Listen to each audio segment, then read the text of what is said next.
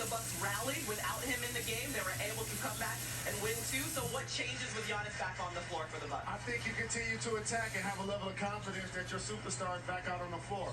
And it's incredible that a 7-foot man was 13 feet in the air, landed on one leg, almost looking like his leg was going to snap like a toothpick. And he's going to be back in the NBA Finals. They're going to miss. They're going to need points in the paint. Yeah. 20 points paint. 20 paint points per game. It's a tongue twister. It's a tongue twister. It is a tongue twister. The first guy since Shaq in the early 2000s to do so. The gentleman's been dominant. Are you not entertained? Is this not why you are here? Right? And for Giannis, look, for a guy that said he wanted to stay in Milwaukee, he wanted to win this championship for his franchise, for his city. Jay Rose talks all about time, putting on for his city. For Giannis to play in this game of this magnitude, game one, after seeing the way he landed on his knee, speaks volumes about the character of who Giannis is and how he reps his team. I think we all had a feeling that Giannis wasn't going to miss game one of his first NBA Finals appearance, an opportunity to win a championship for the first time since 1971. That's the last time the Bucks were able to hold up the Larry O'Brien trophy. And he's averaged 40 points on 60% shooting against the Suns so far in the regular season. But Jay, will you have CP3 on the brain? Like, you always are thinking about what Chris Paul brings to the court, so why don't you break it down? Oh, it's time for Professor Jay's breakdown. Let's get it, sir. All right, let's go into it. This is great. So, Jay Rose, you and I have talked a lot about during the past series, drop coverage, right? Drop coverage means watch our Brook Lopez play so far off this ball screen. This is the first matchup where Giannis wasn't on the court. You're going to see CP3 come off this ball screen. As he comes off, he's going to attach the pinch post, the elbow. This forces Brook Lopez and Drew Holiday to both recover to try to stop. Dario Saric then comes, slides open to the open spot. Bring forwards to Brett X. He's going to be forced to make a decision. Does he stay with Dario Saric or does he stunt? You're going to see him stunt and try to get back to Mikal Bridges, but it constantly puts you in decision-making processes for the Milwaukee Bucks, and that's where the Phoenix Suns can hit you with dagger after dagger after dagger. Drop coverage is going to be imperative if they decide to play that way. I was just switching on ball screens, which did 48% in their last game that they played. So once again, here's another screen.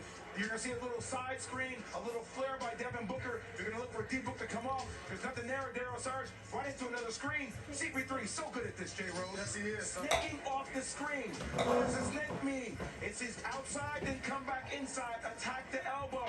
He comes off this, and now this is the part that CP3 is so good. The vision. He looks at Dario Sarge. He sees him, but he also sees the rim. Just that slight change of speed and that eye glance is enough to throw defenders off. They play drop coverage, they're going to be in trouble once again. Now, I know the last game they played, they switched 48% of the time. I think switching might be in their best interest if they start getting roasted in drop coverage and pick and roll. Great points, Jay Will. However, if you're the Milwaukee Bucks, you got to use your height, your size, and your physicality to punish the Phoenix Suns. They did a terrific job in the previous series getting points in the paint. In particular, Brook Lopez. It's one thing for him to play drop coverage on defense, but I need him pounding them on offense inside of the paint if he's going to be on the floor. Bobby Portis is going to play some quality minutes as well. Yeah, DeAndre Ayton, you look at the Suns team and the impact he's had in the middle. I mean, there is a lot of great size of Ayton, Lopez, Giannis, and certainly Ayton there to match that physicality that the Bucks bring from the Eastern Conference. Well, he's shooting 71% from the field. Let me say it again for the people in the back. 71% from the field. He has not shot under 50% an entire game in all the playoffs that he's played this year. Don't sleep on this. Having Giannis back should help the three-point shooting of the Milwaukee Bucks. Yes. Only shooting 31% from three this entire playoff. If they're going to win this series against the Phoenix Suns, the Milwaukee Bucks must shoot better from three. You know, I can't let DeAndre Ayton pass without saying that the Suns were 19 and 63 his rookie season, and now they sit here in the finals. So imagine what these fans in this arena have been through and seen. So to make it to this moment really matters, being able to build here. But let's talk about matchups and what you really want to see, or what you'll have your glasses on, spying on, Jalen, from up here in the crow's nest. Easy for me. It's Devin Booker versus Chris Middleton. Okay. Chris Middleton is dramatically better for the Bucks when they win versus when they lose. He's shooting 15% from three in games that they lose. So that matchup is going to be crucial.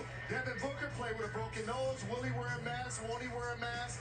Is Chris Middleton going to be an effective and efficient closer in Game 1? And we all know that Chris Middleton plays great when he's at home. On the road, sometimes it's a different story. A low-key matchup I'm looking for in this series, Brook Lopez going against DeAndre Ayton, also Bobby Portis, right?